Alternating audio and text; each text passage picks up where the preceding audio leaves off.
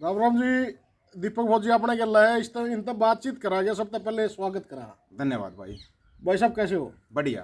एक कमेंट पढ़ा था आपकी आईडी पे, जी। उसमें नू लिख रहा है क्या मतलब सरदार था पैसे लेकर बोल रहा है, क्या चक्कर है? पीछे पीछे ले वो सरदारा बताओ। वो तो है ना, देखो मैं उसको कमेंट का जवाब भी दिया था, बाद में वो बंदा कमेंट डिलीट कर गया। और ऐसा पहली बार तो होया नहीं है। एक बंदे ने और वीडियो बनाया था मेरे ऊपर, भाई तेरे को सरदारों से पैसे मिलते हैं, भाई सरदार पैसे बोलते तो इसलिए सिख धर्म के ऊपर बोलता है। धर्म पर तो शायद दुनिया पूरी दुनिया बोल सकती है, और सिख धर्म कोई माड़ा नहीं है, पूरी दुनिया में सबसे अच्छा धर्म है, क्योंकि इसके अंदर इंसानियत बची हुई है। तो मैं जैसे सिक्की के बारे में बोलता हूँ, लोगों को ये लगता है भाई पैसे देने के बाद ही बोलता है बंदा, इतना वो कर रहा है। मैं तो कई साल से बोलता रहा हूँ, जबकि मैं एक ही बार गया हूँ पंजाब में, दरबार साहिब में एक ही बार गया था। अब इन लोगों को और ज्यादा दिक्कत होने लगी कि भाई इसको तो सच में पैसे मिलते होंगे, वहां तक बंदा अगर गया है और फिर पैसे मिल रहे हैं इसलिए बोल रहा है। तो पैसों का मैं क्लियर कर देता हूँ। उसको ही मैंने बोल ली थी, मैं भाई पहली बात तो किसी एक बंदे को खड़ा करके दिखाओ, भाई मैं पैसे दे रहा हूँ दीपक फौजी को, किसी एक सरदार को खड़ा करके दिखा दे भाई सरदार ने मेरे को पैसे दिए थे। भाई नहीं तो वो बंदा है, मैं बता देता हूँ, बीजेपी IT सेल का।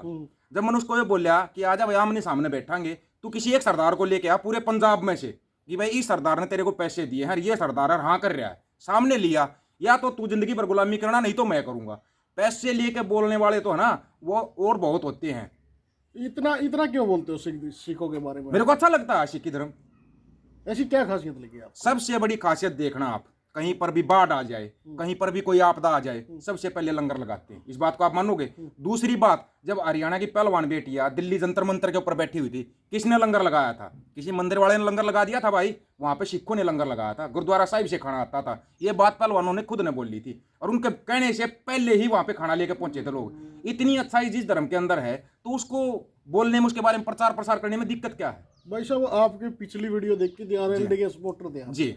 अब RLD बीजेपी में चली गई, आप क्या करोगे आप? सीधी सी बात है, जो जैन चौधरी कहता था कि मैं कोई चवन्नी नहीं हूँ पलट जाऊं, वो दस्सी पंजी भी नहीं है। क्लियर बता रहा हूँ, दस्सी पंजी भी नहीं हो। अपने दादा को भारत रत्न दिलाने के लिए वो बीजेपी में शामिल हो गया कि मेरे दादा को भारत रत्न मिल जाएगा। एक रणजीत गिल कुक्की है जिसके पिताजी को भारत रत्न मिला हुआ है, उसको बहुत बड़े बड़े ऑफर मिलते हैं। जैन चौधरी तो वहां तक शायद ही पहुंच पाएगा। वो बंदा कोई लेख लिखता है ना, तो अमेरिका के बड़े बड़े अखबारों में उसका लेख छपता है। उसको इससे पहले ऑफर मिले हुए हैं, बीजेपी से भी, कांग्रेस से, सभी से। लेकिन वो बंदा किसी पार्टी में नहीं गया। उसके पिताजी को भारत रत्न मिला, उसने बोला भले ही भारत रत्न वापस ले लो, लेकिन जो हक और सच की बात होगी ना, वो बात हम बोलेंगे और उस बात के लिए सदा लड़ते रहेंगे। वो अपने हकों के लिए लड़ रहा है। दूसरी बात, जैन चौधरी ने बोली थी कि मैं किसान मजदूर के लिए हमेशा लड़ता रहूंगा। अब ये बताओ, अपने दादा को भारत रत्न दिलाने के लिए जो बंदा दूसरी पार्टी में शामिल हो रहा है, वो किस किसान मजदूर के हक के लिए लड़ेगा? आप सोच सकते हैं इस बात को? तो भाई साहब एक बात, तो पिछली बार हरियाणा के जाटों को बेच दिया, अब की बार पश्चिमी यूपी के जाटों को बेच दिया जी। क्या ये बेचने का खेल, खरीदने का खेल लगा रहेगा? दो, एक जाट एक नस्ल है। लोग बोलते थे एक जाति है, जाट एक नस्ल है। ये एक ऐसी नस्ल है, ये रो में बह जाती है। अगर कोई भाई खड़ा है, ये है ना, झगड़ा जब होता है उसमें तो एक हो जाते हैं, शादी ब्याह के मामले में रूठ जाते हैं, मनाने पड़ते हैं, भाई आज अपने घर में शादी है। ये लोग क्या करते हैं, कोई लहर बन जाती है ना, भाई हाँ ये हो सकता है हमारा भला करेगा, ये हमारा नेता है। जाट नेता बड़ी जल्दी बना देते हैं किसी को भी, भाई ये नेता हमारा, ये हमारा भला करेगा। वो नेता क्या करता है, जब भीड़ उसके पीछे हो जाती है ना, उस भीड़ को ले जाके वो बेडों वाला काम कर देता है, उन बेडों को कुएं में डाल देता ले जाके। जैसे जाट आरक्षण आंदोलन के दौरान 2016 में जिन बच्चों पर केस लड़े, यशपाल मलिक ने किसी का केस नहीं लड़ा, यहां से चंदा लिया भाग गया, और बचा जैन चौधरी। जैन चौधरी ने आज तक किसी भी चुनाव में अपने घर से 1 रुपया भी लगाया हो, गारंटी है जनता ने चंदा दे दे के इसको चुनाव लड़वाया हुआ है। जनता ने चंदा दे के, उस जनता ने ये बोला निर्दलीय भी लड़ेगा ना, तेरा पूरा खर्चा हम उठाएंगे, लेकिन तू किसी पार्टी में शामिल मत होना। इसने समाजवादी पार्टी के साथ समझौता किया था, वहां पे उसके कारण इसकी 8 सीट रहेगी, नहीं तो 18 से 20 सीटें आनी थी इसकी, सिर्फ उस समझौते के कारण इसकी सीट नहीं आई। तो भाई साहब जैसे हरियाणा में दुष्यंत चौटाला का हाल है, वही ये तो नहीं सोच रहे मतलब जैन चौधरी वही हो जाएगा, दुष्यंत चौटाला बन जाएगा? बन गया दुष्यंत चौटाला तो। अब की बार वो 1 सीट मिले, अब की बार दुष्यंत चौटाला को देख लेना। अभी बीजेपी ने चुनाव जो लड़ेगी, बीजेपी अकेली बोल रहे हम अपने दम पर लड़ेंगे, हम जेजेपी को साथ लेकर चुनाव नहीं लड़ेंगे। उन्होंने मना कर, उनको उन्होंने देख लिया इनका वोट बैंक खत्म हो चुका है, अब इनकी एक भी सीट नहीं आनी, तो उनको साथ लेकर बीजेपी करेगी क्या? इसलिए तो बीजेपी बोल देती कि हम अपने दम पर चुनाव लड़ेंगे। ये क्या करते हैं, क्षेत्रीय दल जो होते हैं ना, क्षेत्रीय पार्टियां होती है, जैसे अपने यहाँ पे इनेलो थी, इनेलो के साथ गठबंधन किया, उसको खत्म कर दिया। पंजाब के अंदर अकाली दल था, गठबंधन किया, उस अकाली दल को खत्म कर दिया। अब उत्तर प्रदेश के अंदर क्षेत्रीय दल था, ये रालोद कोई इतना बड़ा दल नहीं था, नेशनल दल नहीं था, क्षेत्रीय दल था, इसको खत्म करना था उन लोगों को, तो उसको खत्म करने के लिए अंदर शामिल कर लिया। इनकी अब की बार 8 सीट आई थी, हो सकता अगली बार 18 आ जाती, लेकिन अब इनकी 0 पे जाएगी वापस। अब RLD वाले समर्थक है, सपोर्टर वो कहा जाएंगे जो बीजेपी वालों के साथ लड़ते थे, झगड़ते थे। जी, वो सपोर्टर तो वहीं पर रहेंगे, वो चौधरी चरण सिंह की विचारधारा के सपोर्टर थे, ना कि वो जयंत चौधरी के सपोर्टर नहीं थे। वो चौधरी चरण सिंह की विचारधारा के सपोर्टर थे।